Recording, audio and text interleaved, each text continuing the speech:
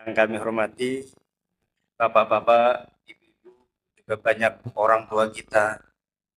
Ada Bapak Nasrullah, ada Bapak-bapak yang lain yang mungkin umurnya lebih tua dari saya yang kami hormati dan kami banggakan. Ibu-ibu jamaah sekalian, rahimakumullah. Alhamdulillah pada kesempatan pagi yang penuh dengan barokah ini, kita selalu bersyukur kepada Allah Subhanahu wa taala karena alhamdulillah Allah Subhanahu wa taala masih selalu memberikan banyak kenikmatan kepada kita semua, terutama nikmat iman, nikmat Islam, kesehatan, panjang umur, dan alhamdulillah mungkin kenikmatan yang tanpa kita sadari. Alhamdulillah Allah Subhanahu wa taala masih memilih bapak-bapak, ibu-ibu untuk hadir di taman-taman surga seperti pada pagi hari ini, yang tentunya tidak semua orang diberikan kesempatan, dimudahkan oleh Allah Subhanahu wa taala, dan mungkin memilih masih tidur di tempat tidur. Padahal sebenarnya tidur yang lama itu Pak, nanti kalau sudah masuk kuburan udah nggak bakal bangun-bangun lagi kalau seperti apa. Ini kita selalu bersyukur masih dipilih Allah Subhanahu wa taala untuk bisa istiqomah setiap hari Ahad, setiap hari Minggu hadir di Masjid Nurul Iman. Salawat teriring salam mudah-mudahan akan senantiasa disanjungkan kepada baginda Nabi Muhammad Shallallahu Alaihi Wasallam, pada keluarganya, sahabatnya, pengikutnya. Orang yang paling dekat dengan Rasulullah nanti di surga adalah orang yang paling banyak membaca sholawat kepada baginda Nabi Muhammad Shallallahu Alaihi Wasallam. Bapak, Ibu, jamaah sekalian, sebelum pengajian kita mulai, yang perlu kami sampaikan. Jadi ketika saya ditanya materinya apa Pak Ustadz, sebenarnya saya mau ngomong tadi, materinya sapu jagat. Sapu jagat itu ya pokoknya mulai dari kehidupan dunia sampai kehidupan akhirat akan saya bahas, walaupun nggak tuntas, tapi yang penting mudah-mudahan bisa mengantarkan kita pada surganya dan ridhonya Allah Subhanahu wa taala. Kan itu kan yang penting kan. Ya. Baik Bapak Ibu jamaah sekalian, a'udzubillahi minasyaitonirrajim. Bismillahirrahmanirrahim. La hadratin Nabil Mustafa Rasulullah sallallahu alaihi wasallam wa ala alihi washabbihi kiram sanina. Syaulillahi lahumul Fatihah. A'udzu billahi minasyaitonir rajim. Bismillahirrahmanirrahim. Alhamdulillahi rabbil alamin. Arrahmanir rahim. Maliki yaumiddin. Iyyaka na'budu wa iyyaka nasta'in. Shiratal mustaqim. Shiratal ladzina an'amta 'alaihim ghairil maghdubi 'alaihim waladdallin. A'udzu billahi minasyaitonir rajim. Bismillahirrahmanirrahim. Qala al-musannif rahimahullah ta'ala fi kitabil karim wa nafa'na bi 'ulumihi fid dharain. Bab fi fadilatil ilmi wal ulama. Dalam kitab hadisnya Tangkihul Qaul. Hadis ini membahas segala aspek ibadah dan kehidupan.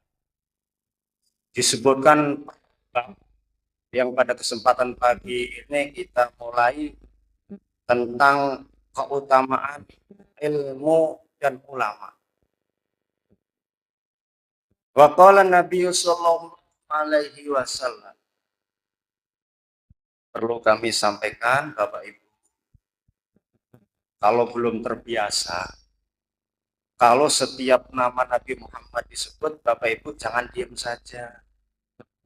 Jadi kalau sudah bilang wa qala Nabi sallallahu alaihi wasallam, membaca Allahumma sholli, serah nanti bunyinya ada yang wa qala Muhammadun, atau kita mendengar baginda Nabi Muhammad sallallahu alaihi wasallam. Ibu-ibu, bapak-bapak jangan diam saja.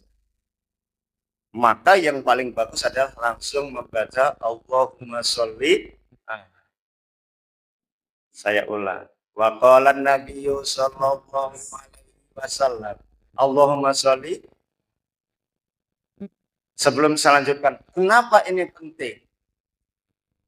Karena kata Rasulullah, afurohimin, sangat merugi kalau orang disebut nama Nabi Muhammad, kita mendengar, kitanya diam aja.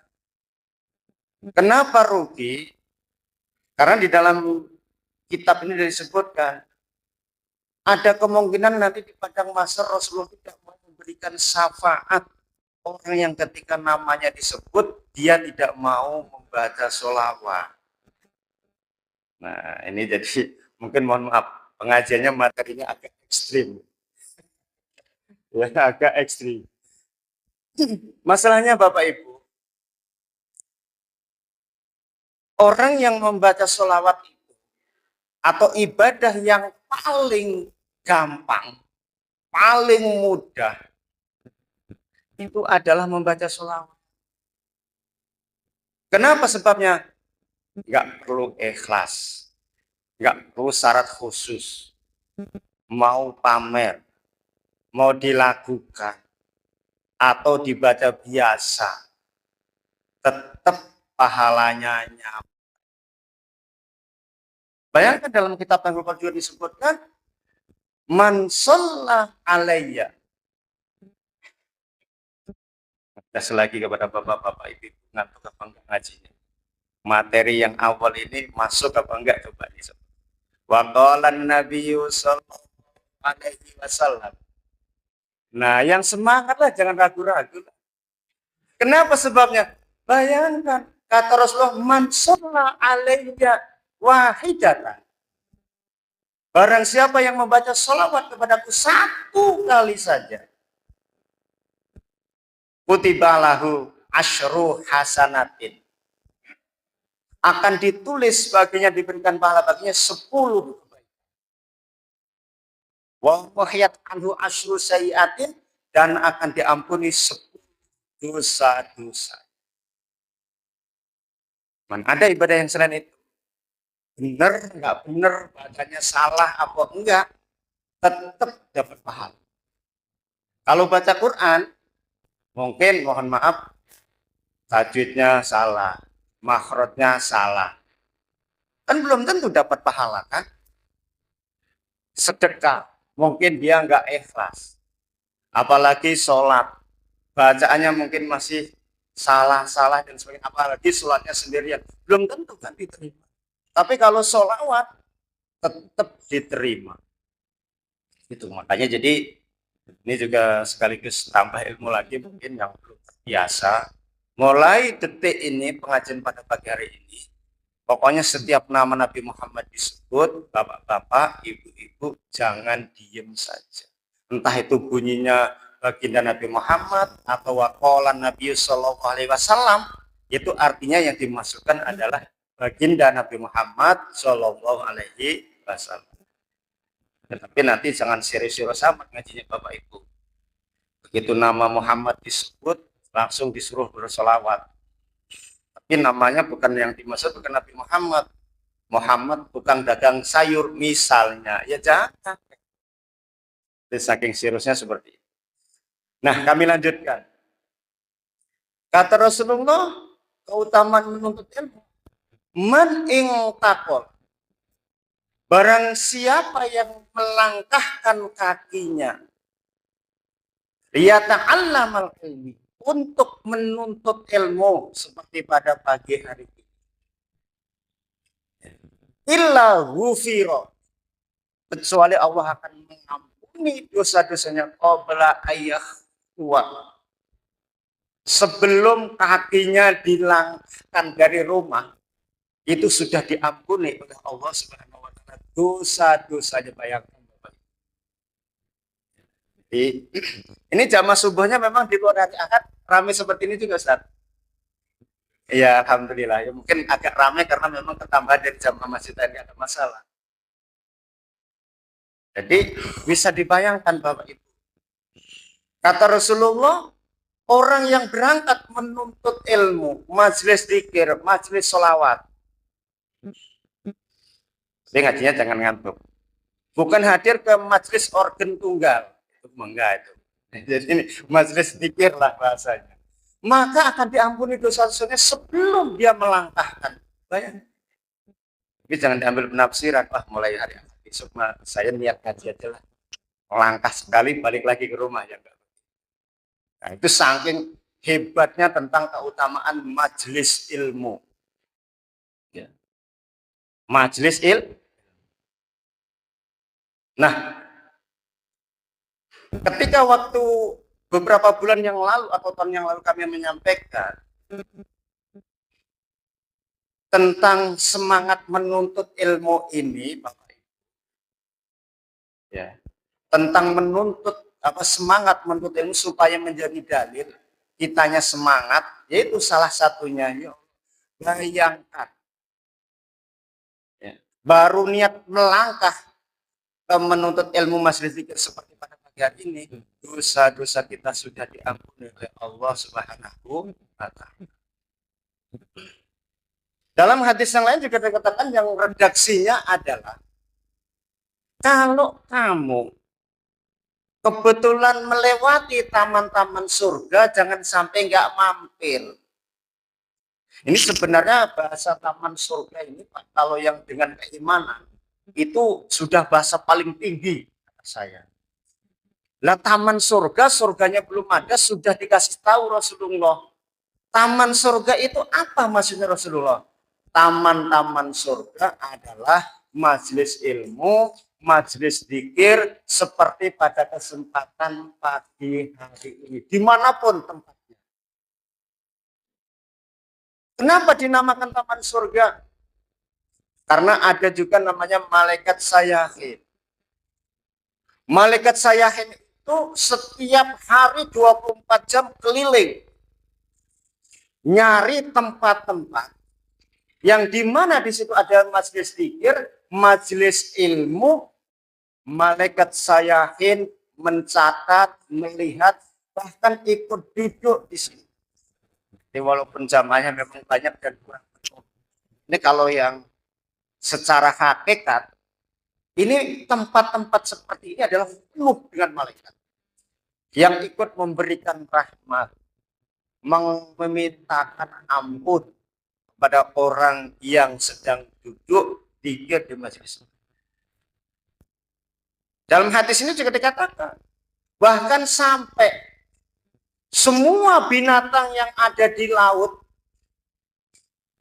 kalau kita, terima kasih, kalau kita mau koreksi ataupun kita mau meneliti, ada berapa banyak jenis ikan yang ada di laut.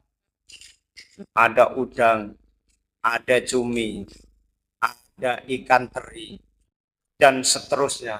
Semua memintakan ampun kepada orang yang menuntut ilmu, hadir di majelis zikir seperti pada kesempatan pagi hari ini. Alhamdulillah. Bahkan sampai batu-batu, gunung-gunung, pepohonan yang kita lewati ataupun yang ada dimanapun berada, pasir-pasir yang ada di lautan, senantiasa juga memintakan ampun kepada orang yang hadir di majelis. Kenapa dinamakan taman surga? Ya Allah, kata saya, kalau di tempat saya itu setiap malam Jumat kan pengajiannya pada Isya, ngopi, makan kue yang mohon maaf gratis, dodok, nulis tak, enggak tak, paham tak, enggak tak, dilaksanakan tak, enggak tak rasanya.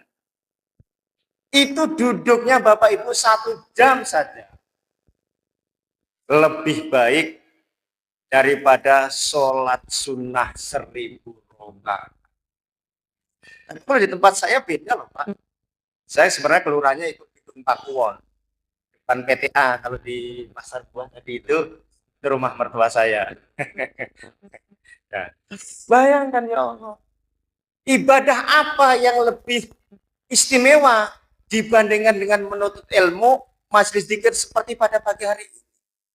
Ya, duduk, sudah dikasih kue, dikasih kopi, walaupun ngantuk, walaupun nggak paham, tetap diberikan pahala lebih baik daripada sholat sunnah 1000 rakaat. Lah ini kalau orang nggak paham, ya males ibu-ibu, males. Tapi kalau survei membuktikan di Bandar Lampung, ini saya bukan nyanjung ibu-ibu, yang paling rajin ke pengajian adalah ibu-ibu. Bapaknya jangan protes. Datanya mana sih? Datanya mana Ustadz? Di tempat saya itu, Bu, saya. Yang libur itu cuma hari Senin. Maksudnya bukan satu tempat. Hari Selasa pengajian di musola. Hari Rabu di masjidnya apa? Hari Kamis di masjidnya, di musolanya Pak Nasrullah. Hari Jumat di tempat saya. Hari Sabtu di musola Al-Munawwaroh. Non-stop kalau ibu-ibunya. Kalau bapak-bapaknya di tempat saya itu seminggu sekali aja setiap malam Jumat. Males. Cuman mohon maaf nih sekitar intermezzo. Tapi kalau pengajian malam Jumat saya itu tergantung. Tergantung pada apa? Kalau kebetulan malam Jumat itu memang ada besek, ada yang riuh, nah ibu-ibu sudah tahu. Alhamdulillah, jamaahnya jadi ramai itu. Saya sampai berpikir, apakah takmirnya, ustadznya perlu menyiapkan besek setiap malam Jumat supaya pengajiannya ramai. Ya, jadi silakan bapak-bapak, ibu-ibu dinikmati. Ya, pokoknya ngaji seperti pada pagi hari ini, kalau saya kasih materi ngalor itu mudah-mudahan bisa diambil hikmahnya aja dan kita bisa ngambil manfaat. Nah, kembali kalau bicara masalah keutamaan menuntut ilmu tadi itu, ibadah yang paling istimewa, yang paling gampang adalah nuntut ilmu. Bahkan malaikat Raqib Atid sempat bingung dalam suatu kisah. Bingungnya bagaimana? Pokoknya semua yang hadir di majelis ilmu, majelis zikir, begitu pulang dari tempat ini, diampuni semua dosa-dosanya oleh Allah Subhanahu wa Ta'ala. Amin ya Rabbal. Nah, rupanya malaikat Raqib Atid ini ngelihat ada jamaah yang nggak sengaja mampir juga nggak masuk ke dalam, duduk aja di teras dengerin, oh kajian. Atau mohon maaf, di tempat saya begini kurang bagus juga. Ada yang hobinya itu pengajian, duduk di teras sana di luar, ngobrol sendiri, ngopi sendiri, merokok sendiri, nggak dengerin ustadznya. Lah Allahnya ini apa? Malaikat Raqib Atidnya protes, ya Allah, dia ini datang sebenarnya nggak niat ngaji, hadir nggak niat ya. Cuman dia niat mampir aja, duduk sebentar di situ itu. Tetap karena kemuliaan, keberkahan daripada majelis ilmu, ampuni orang tersebut. Nah, kalau kembali kepada pertanyaan Bapak Ibu, mana ada tempat yang paling barokah, yang paling ibadah paling hebat seperti majelis taklim pada kesempatan pagi hari? Ilmunya dapat, santapan rohaninya dapat, santapan jasmaninya dapat. Ilmunya dapat, sarapannya dapat, kopinya dapat, dihitung ibadah lebih baik daripada sholat sunnah 1000 rakaat. Bahkan sebelum berangkat saja, sebelum melangkahkan kaki, ya, itu sudah diampuni dosa-dosanya oleh Allah Subhanahu wa Ta'ala. Nah, bapak-bapak, ibu-ibu, jamaah sekalian, ini khusus untuk ibu-ibu. Mengingatkan kembali yang beberapa waktu yang lalu sudah kami sampaikan. Kalau mau dicatat, dicatat Bu. Kalau dibikin status, dibikin status. Barangkali belum. Bu, amal jariah itu status itu Pak. Kita nge-share yang bagus, sebanyak orang yang membaca share dari kita. Kalau itu dilaksanakan, jadi pahala jariah yang mengalir. Bahkan sampai kita masuk alam kubur suatu saat, itu masih dibaca orang, masih dilihat orang, masih diamalkan orang, kita masih dapat pahalanya. Ini salah satu kelebihan daripada media sosial yang zaman kecil kita dulu belum ada. Tapi juga bisa sebaliknya.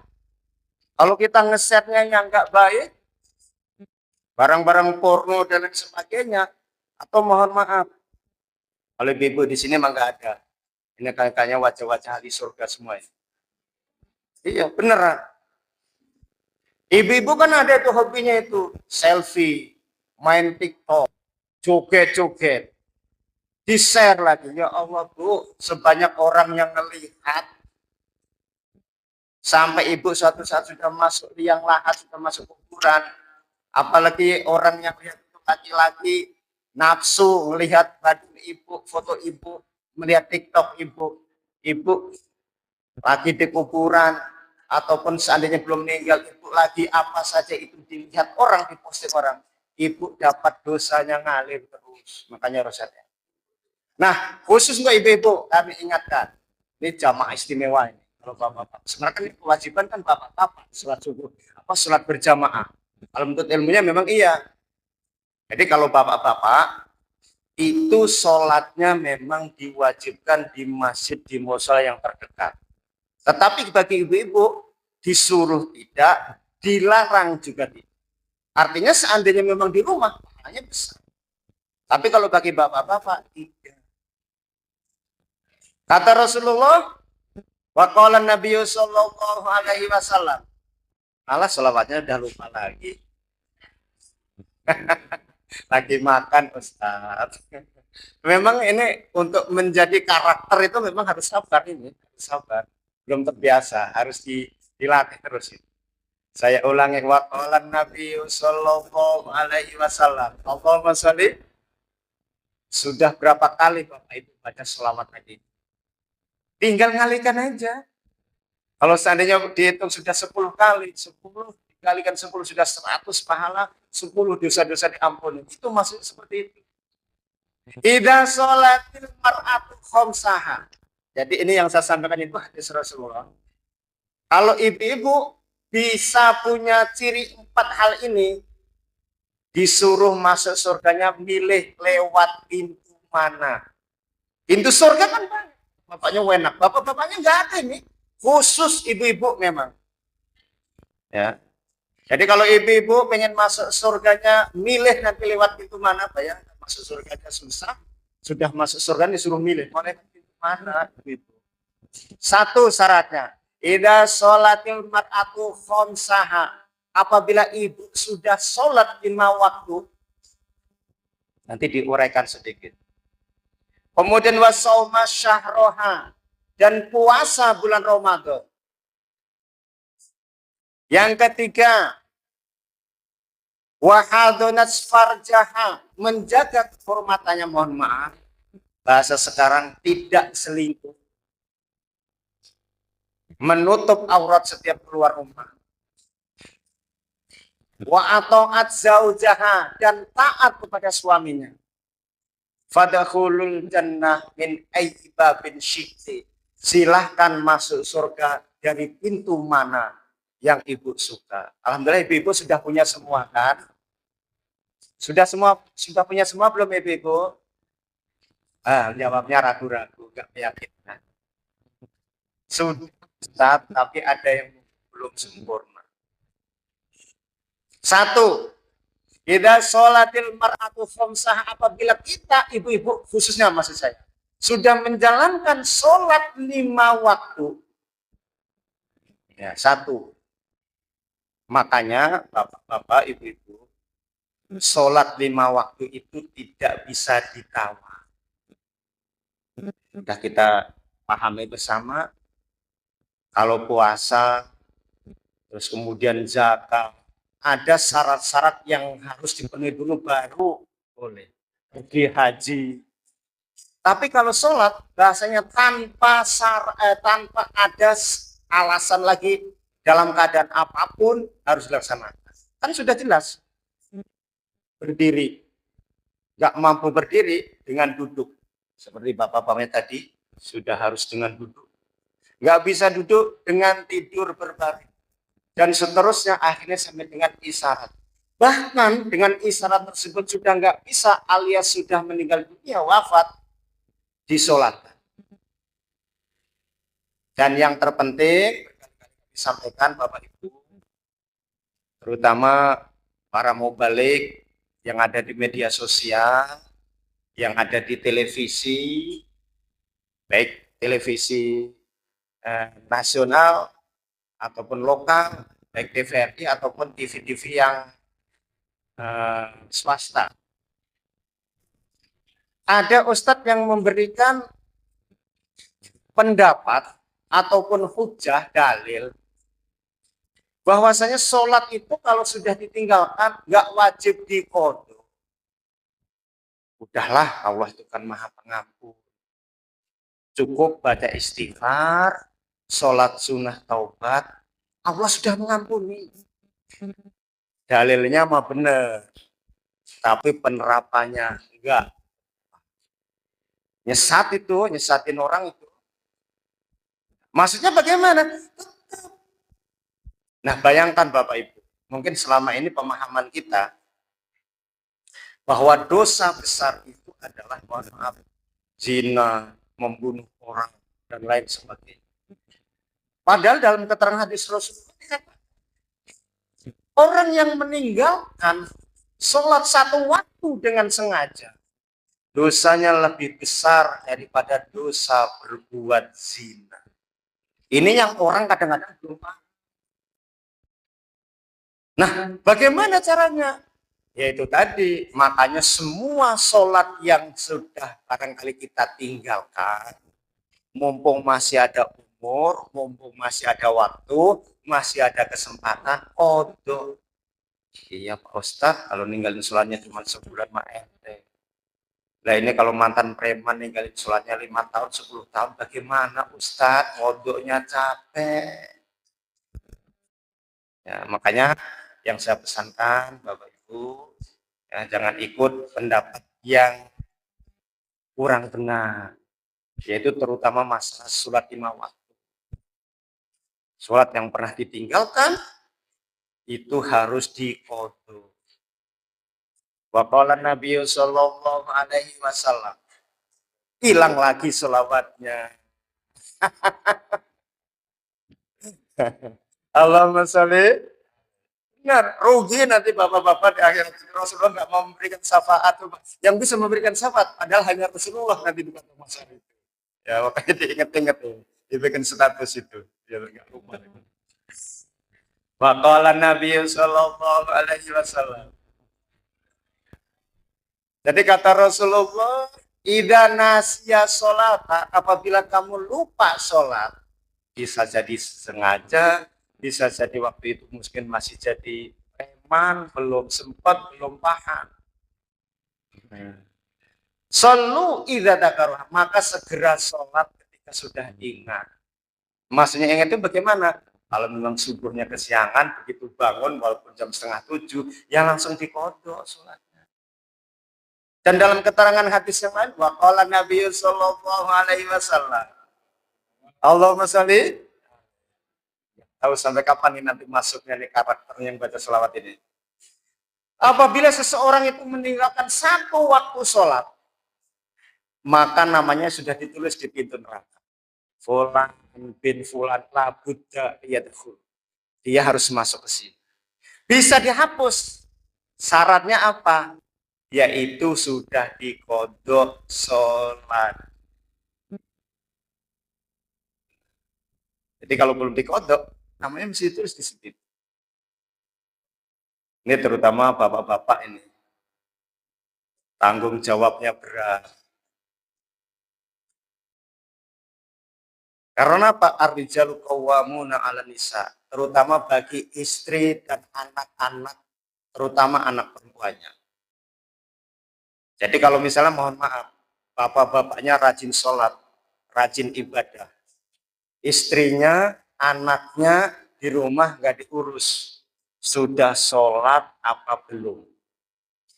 Lah itu kalau sebagai suami diem baik, diem aja nggak ngingetin istrinya, anaknya untuk sholat, jangan-jangan nanti bapaknya sudah ngopi, sudah ngerokok di surga, akhirnya ditarik lagi ke neraka oleh istrinya, oleh anaknya, gara-gara nggak diingetin untuk ibadah. Ini beneran nih Pak, ngajinya serius nih Mas.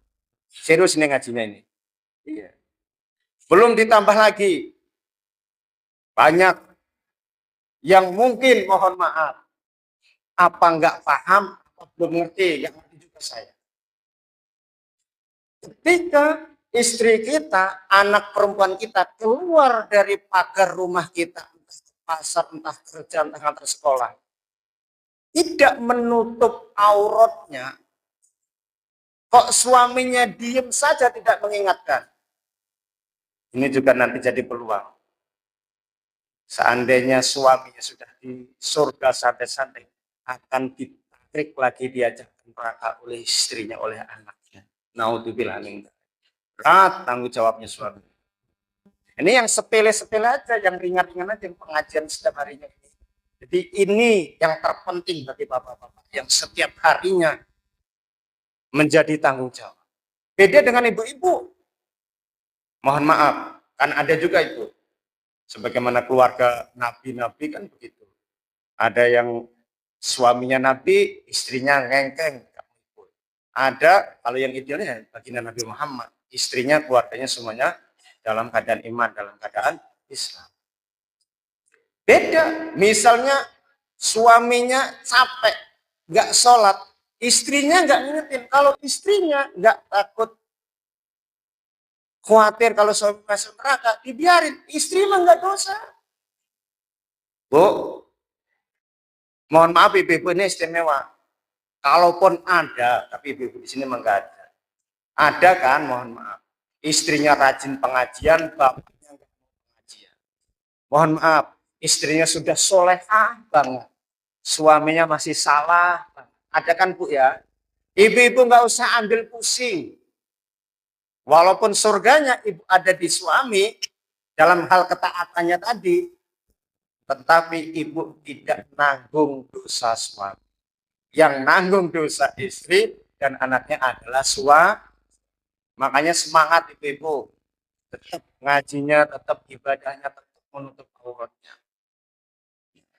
Itu tanggung jawabnya di situ. Nah, kembali kepada sholat tadi itu yang menjadi syarat. Makanya ibu-ibu kalau memang bisa sholatnya di awal waktu.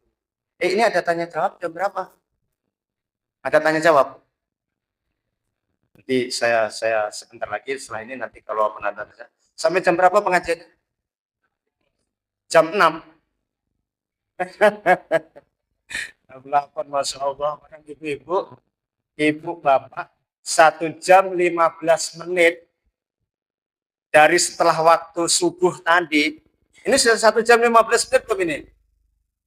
Kalau belum nanti diingetin. Sudah 1 jam 15 menit Ustaz. Bapak Ibu yang masih punya wudhu, langsung sholat sunnah isya. Maka pahalanya seperti ibadah haji dan umroh. Sempurna, sempurna, sempurna. Masya Allah. Ya. 1 jam 15 menit itu namanya waktu suruh. Jadi orang yang jamaah sholat subuh, zikir, duduk, baca Quran sampai suruh 1 jam 15 menit, pokoknya hitungannya begitu. 1 jam 15 menit dari masuk adzan subuh. Adzan sekarang kan tadi taruh jam 4.24 kalau nggak salah. Jadi bulepin berarti nanti jam 6 kurang 15 kalau nggak salah. Itu sudah 1 jam 15 menit. Maka ibu bapak langsung sholat sunnah isya 2 rakaat. Pulang dari sini sudah sama dengan mendapatkan pahala haji dan umroh sempurna, sempurna, sempurna. Kan mohon maaf karena termasuk bahaya adalah tidur setelah sholat subuh. Bisa menyebabkan dalam media sosial itu, bisa menyebabkan kenapa banyak orang meninggal di usia muda. Salah satu penyebabnya adalah habis sholat subuhnya tidur lagi. Habis sholat subuh tidur. Ya, kembali kepada pembahasan tadi yang masalah sholat itu intinya, makanya Bapak Ibu, ya, yang penting sholat yang sudah kita tinggalkan diqodho. Kalau 5 tahun, 6 tahun, gimana Ustaz qodhonya? Ibu minta, Bapak minta kepada Allah, ya Allah berikan saya panjang umur, biar saya bisa mengqodho semua ibadah saya. Bahkan dalam keterangan kitab itu, kalau orang masih punya hutang sholat, mohon maaf, kalau melaksanakan sholat sunnah, dia dapat 2. Satu dosa, yang kedua dapat pahala. Dosanya kenapa? Karena dia masih punya hutang sholat. Sunnah kan sunnah. Tapi jangan khawatir. Kalau gitu gimana Ustaz? Jadi nggak boleh tahajud, nggak boleh duha, nggak boleh sholat hajat. Nah jangan khawatir. Kalau orang yang masih punya hutang sholat, sementara dia kalau melaksanakan sholat sunnah, dia dapat 2, ya dapat pahala, dapat dosa. Dapat dosanya karena dia masih punya hutang, dapat pahalanya karena melaksanakan sholat sunnah. Orang yang masih punya hutang sholat 5 waktu, dia qodho. Seandainya nggak qobliyah, nggak ba'diyah, nggak tahajud, include, artinya dia tetap dapat pahala sholat sunnah qobliyah dan ibadah-ibadah sholat sunnah yang lainnya. Jangan khawatir. Karena apa? Kalau ibu melaksanakan sholat sunnahnya, mendapat pahala sholat sunnah. Tapi kalau bapak ibu untuk sholat 5 waktu, otomatis karena yang wajib yang harus dibayar. Jangankan urusan ibadah itu, KN aja. Kalau kita sekarang tanggal 20 atau 25 belum bayar, 1 bulan ini dikasih tagihannya. Bulan berikutnya belum bayar, kalau nggak salah sampai 3 bulan, diputus listriknya itu. Nah itu urusan dunia. Yang wajib artinya kan karena kita pakai listrik, akhirnya dia wajib dibayar. Intinya seperti itu. Nah mungkin kita masuk ke tanya jawab dulu, barangkali akhirnya nampaknya ibu-ibu, bapak-bapak sudah banyak nanya, khusus yang untuk ibu-ibu tadi ya. Kalau pengen masuk surga lewat pintu mana saja, yaitu tadi sholat 5 waktu, puasa bulan Ramadan, termasuk yang masih punya hutang puasa jangan nunggu taksur, diqodho, jangan sampai enggak. Taat sama suami, menjaga kehormatan. Silahkan mungkin ke